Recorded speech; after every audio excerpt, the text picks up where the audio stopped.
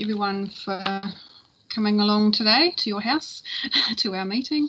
In attendance, we have Mayor Phil Nixon, Councillor Steffy Mackay, Community Development Advisor Hayley.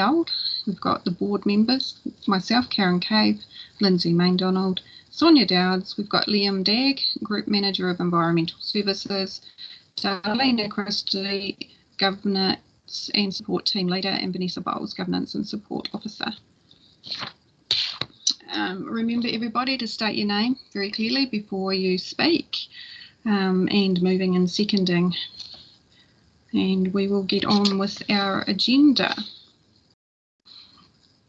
Right, first of all, we have apologies. So Ellen is an apology today. Would someone like to move that apology? Sonya Douds. Thank you. And a seconder? Lindsay Maindonald. Thank you. Motion that we receive his apology. All in favour, please state your name. Sonya Douds. Lindsay Maindonald. Steffy Mackay. Thank you. Right, so we have no open forum today, so we'll move past that one into our minutes from last meeting. So we have a recommendation that we adopt the minutes from the last meeting, which was held on the 4th of October. Would someone like to move those, please? Sonya Douds. Thank you. First and a seconder there. Steffy Mackay seconding. So is everyone happy that these are a true and correct record of that meeting? Aye. Aye. Maindonald. Yeah. Thank you. I'll put forward the motion that we receive these. All in favour, please state your name. Sonya Douds. Lindsay Maindonald. Steffy Mackay.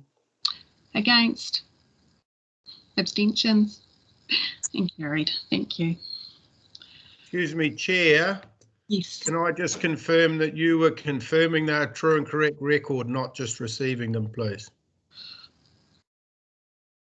We were receiving them as a true and correct record. That's correct.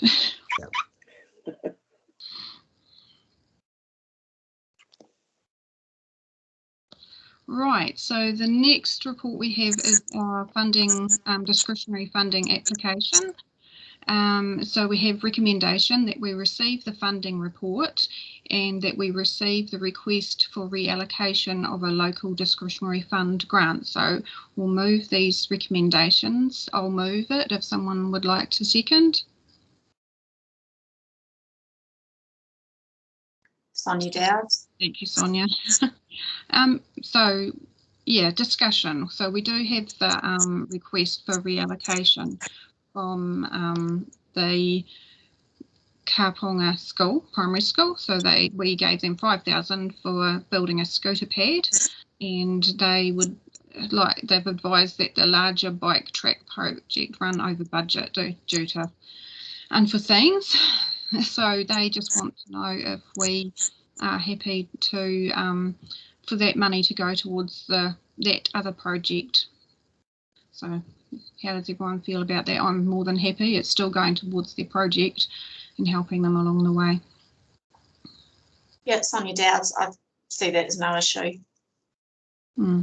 Steffy Mackay, and I fully agree with that too, and would like to put the motion to the table that we approve the reallocation for the full amount requested. Yeah. All right, so if everyone's happy with that motion, we can go ahead with that. And all in favour, please state your name. For the seconder, Karen. Oh, good point, thank you. Seconder there. Sonya Douds. Thank you. Okay, all in favour, please state your name. Sonya Douds. Steffy Mackay. You're muted, Lindsay. Lindsay Maindonald.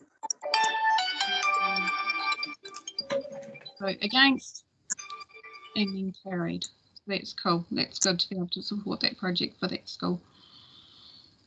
Right. Who's making the cake with all the beeping? Right, so the next item on our agenda is the items for action. So does anyone have any comment on any of those?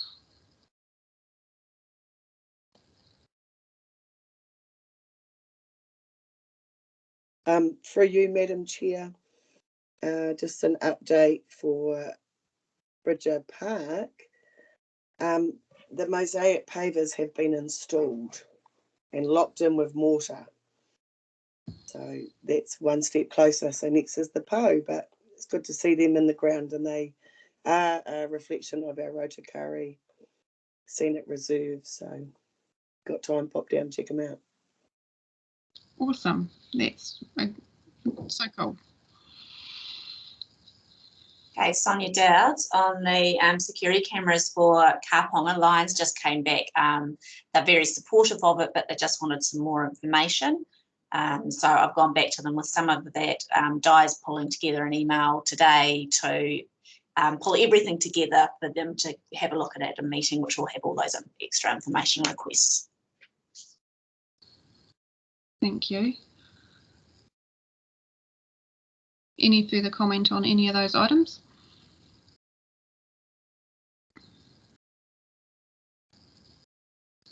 If not, we'll move forward. We have next the Community Development Activity Report. So we have the recommendation that we receive this report. So would someone like to move that? Please state your name. Sonya Douds. And someone second. Lindsay, Maindonald. Thank you. Any discussion on this report or any questions?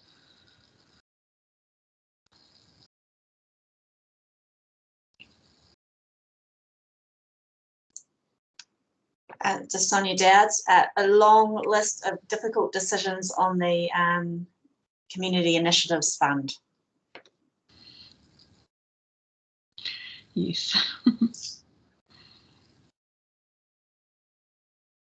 I'd just like to say that for under the International Day of the Older Persons, you know, so many things are being cancelled, and they were even, I think that was a really nice workaround to, you know, still acknowledge those older people within our communities, and even though the planned event couldn't go ahead, I think that was quite a nice way to go forward with it.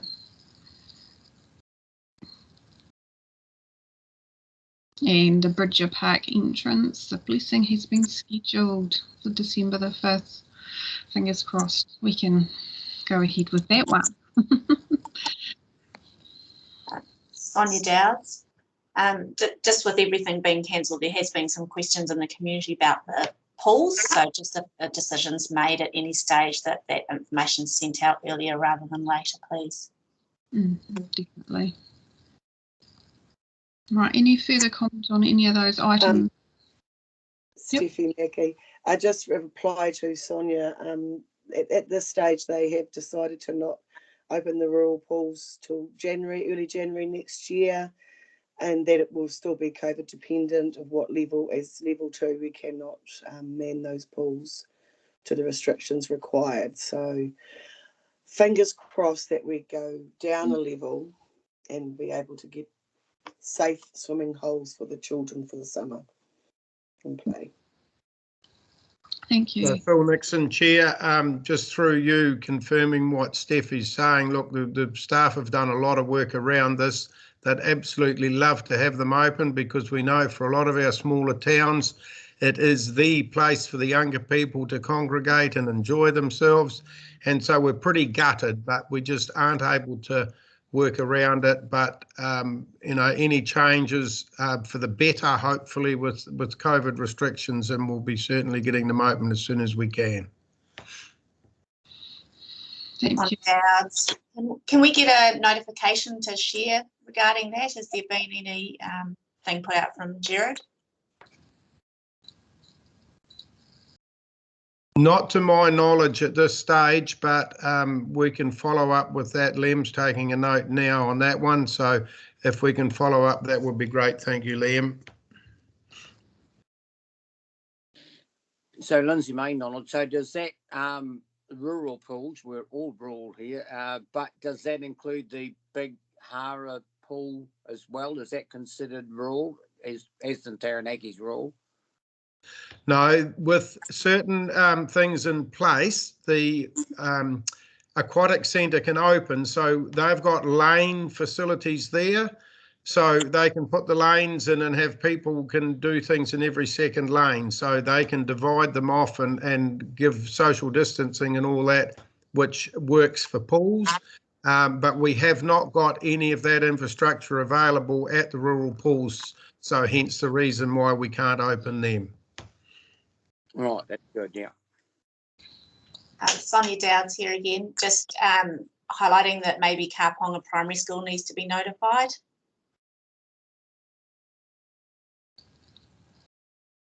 All right, thank you. Any further discussion there? No. Any further comment on the report? If not, I'll put forward the motion that we receive this report. All in favour, please state your name. Sonya Douds. Lindsay Maindonald. Steffy Mackay. Against? And carried. Thank you.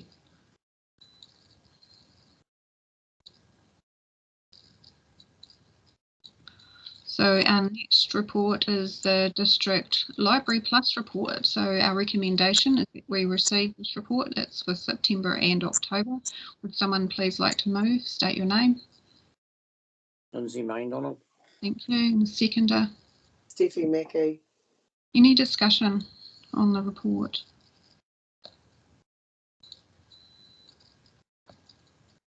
So Phil Nixon, just through you, Chair. Obviously the usage is down with some of it. On page 33, obviously the Wi-Fi is up, but year-to-date issues are down, and I mean that certainly happens when you've got libraries closed for COVID and things like that. So disappointing, but I think it's a really good initiative that the libraries have got together now, where they're putting bundles of books together for appropriate ages and that sort of thing, so people can just pop in, grab that and go, because as it says in the report, they're seeing a bit of apprehension with people just spending time browsing around the aisles and the books and that. So again, you know, all credit to our staff for doing what they can to get around some of these things that are happening and make their part of the world a bit more appropriate for people. So yeah, well done. Yeah, I'd second that. It's a really neat initiative. It's interesting. I mean, obviously they're staffing, they're there all day, and that's something that they've really noticed, is that people not being, you know, wanting to hang around within the library is, yeah. All right, any further discussion? Yeah, just a thought. Has the library ever considered doing digital devices for loan for those people that don't own their own and that can't access Libby and I can't remember that borrow box? Whether the library's considered making devices that can be borrowed for that purposes, or Kindles, or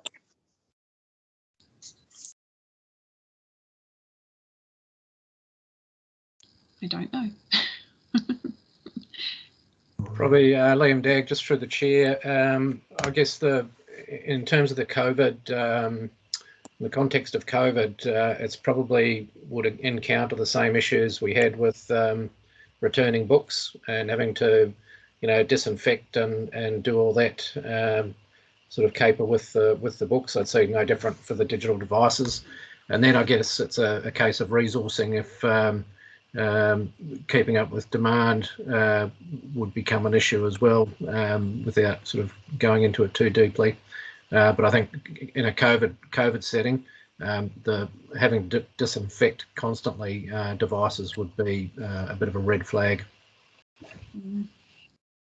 Lindsay, yeah, I think, yeah, with Leanne, I agree that the cost would be totally prohibitive. I think it would just, you know, the fact is that even if they had a device, if the library had one, it would probably maybe better than theirs. So even ones that have the devices would be going to use it, and you'd have every Tom, Dick and Harry. And if you think of all the different libraries, it would just be it would be exorbitant, the price. I don't think it's, yeah. All right, thank you everyone for your discussion. No further discussion there, comment. We will put forward the motion that we receive this report. So all in favour, please state your name. Sonya Douds. Steffy Mackay. Did you say your name there, Lindsay? I didn't hear. Yeah, I said mine. Okay, thank you. Against? Abstentions? And carried. Thank you. I'll move on to the Environmental Services Activity Report for October. Our recommendation here is that we receive this report. Would someone like to move that, please? Steffy Mackay. And I'll second that. Is there any discussion? Or Liam, would you like to comment? Yeah, thanks, Chair. Happy to make just a few comments across the top of the report. I guess in the building consent space, the numbers is picking up again, and we tend to see that as we sort of move towards Christmas, just a sort of a slight increase in consents lodged. The statutory compliance numbers are still a little bit sloppy, but I guess it's IANZ is happy with that. So our accreditation authority are reasonably comfortable with where we're getting to with statutory compliance for timeframes, and I guess the issues we're experiencing are across the board at the moment, just with consent peaks. That I guess has come with COVID and people not being able to go overseas and what they're spending their money on. So building consents has been an indicator of that. Hara and Opunaki continue to be the twin peaks of where activity's at the moment, both in building consents and when we flick to resource consents, it's those two sort of spikes. Hara's sort of leading the front, and then Opunaki's not too far behind. New housing is still strong. To see 7 new houses again month on month is it's good, but there's a fair bit of work that goes with that. So it's keeping the BCOs pretty busy. There's still quite a few things on the statutory compliance list, and a couple of our regulars from the Eltham space, but we're at the moment just trying to get some movement on some of our Hara non-compliers. So that's been the focus for us at the moment. A couple of properties just around the urban area that we're working on, and then we'll move out to Eltham and Manaya, pick up some of the slack there. Just in I sort of commented on subdivisions. Subdivisions sort of quite high both in Hara and Opunaki again, but there's quite a spread of activity across the district. In terms of animal control, I guess it's somewhat pleasing to see dog attacks go down, where we've had a couple of months of, reasonably high numbers. Roaming dogs still a concern, and we're working through a review process at the moment with the regulatory team, and that's starting, I guess, internally, sort of at the moment, just between the officers, with sort of interviewing and seeing what the issues are, and I guess we'll involve community boards and elected members.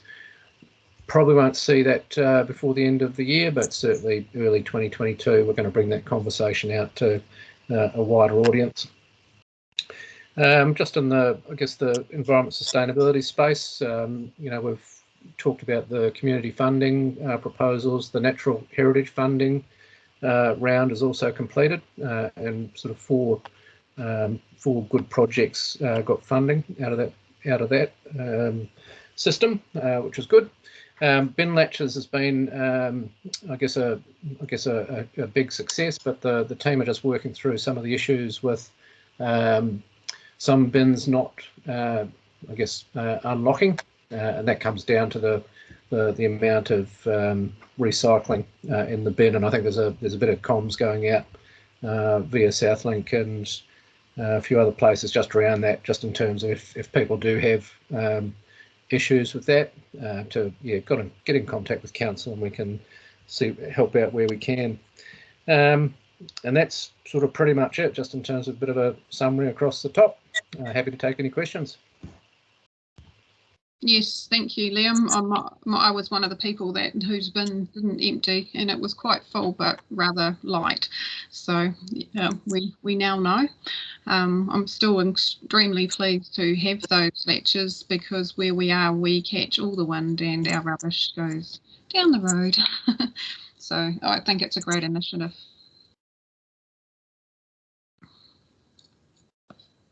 So Phil Nixon, Chair, just want to reiterate some of what Liam said with numbers there. You know, it's really, really good, but you can see the pressures they're under when you look at the bottom of page 35 on the table there.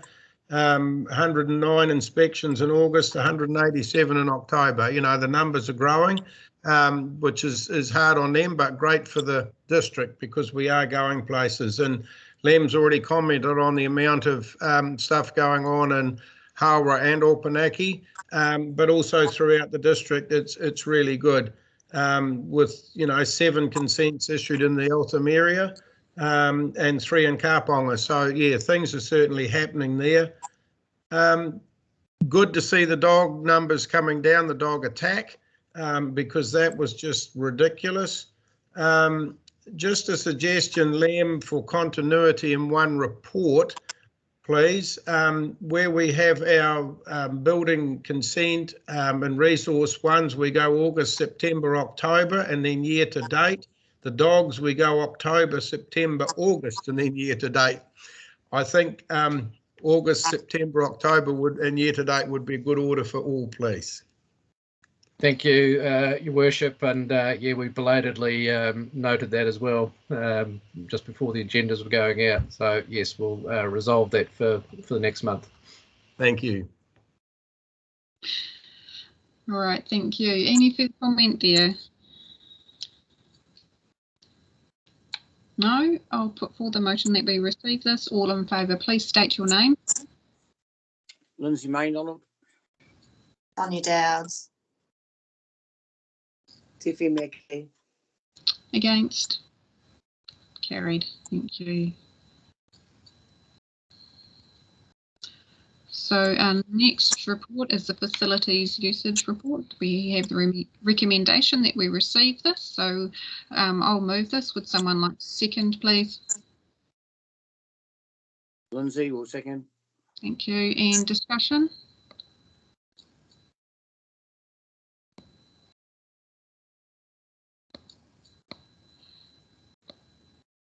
I have to say I looked at the bus numbers and wondering whether the roadworks is affecting whether people are travelling north. Didn't seem to be conclusive either way. It doesn't seem to have made that much difference in travelling by bus. It's actually Lindsay here. I had to take the bus the other day because I had a dental appointment at the doctor's. So maybe worth noting, if people are asking, I wasn't at the informal because the bus was going to get in at 5 to 2. To give you an idea, I met a guy at the end of the day to catch it back, and that bus got in at 25 to 3 instead of 5 to 2. So I would have missed the appointment by a long way. So I took the early bus, and on the way home, the bus is meant to come at 4:45, and it came back 5:15. And I got into Eltham about 25 to 7. The bus drivers, it's absolutely amazing. They that detour route, there was cars flying past, and the poor lady driving, changing gears up and down. They do a marvellous job of that detour, but it is adding a lot of time. The morning one I took was only about 7 minutes out, but some of them are miles out. So I think people are deciding to take their own cars or else to go around the coastway, because the roadworks is so unpredictable. I had a major discussion with the bus company because I would have liked to have been at the informal. But so yeah, there's just some comments, and that was just the other day. So yeah, the roadworks is unpredictable and can add over an hour. There. Yeah. So it probably does affect people's decisions on whether or not they travel. Yes, it does. I mean, I have to go back up early December, and I possibly will take the car and go the Wirramut or the Coast Road. So, so if anybody has any inquiries, just a general statement, because people are asking. Yes, it is very unpredictable, and the bus companies themselves say we don't know until we actually get right to the roadwork. Well, they don't know. They cannot tell you at all. So, yeah. Thank you. Any comment on any of the other items within that report? No? Oh, well, I'll put forward the motion that we receive this. All in favour, please state your name. Lindsay Maindonald. Sonya Douds. Steffy Mackay. Against? And carried.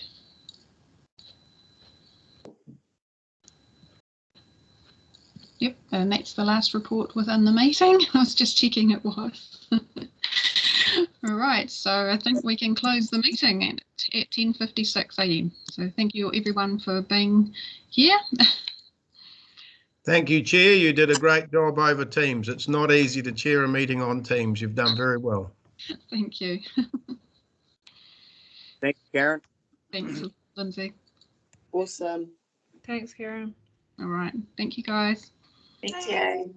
See you later.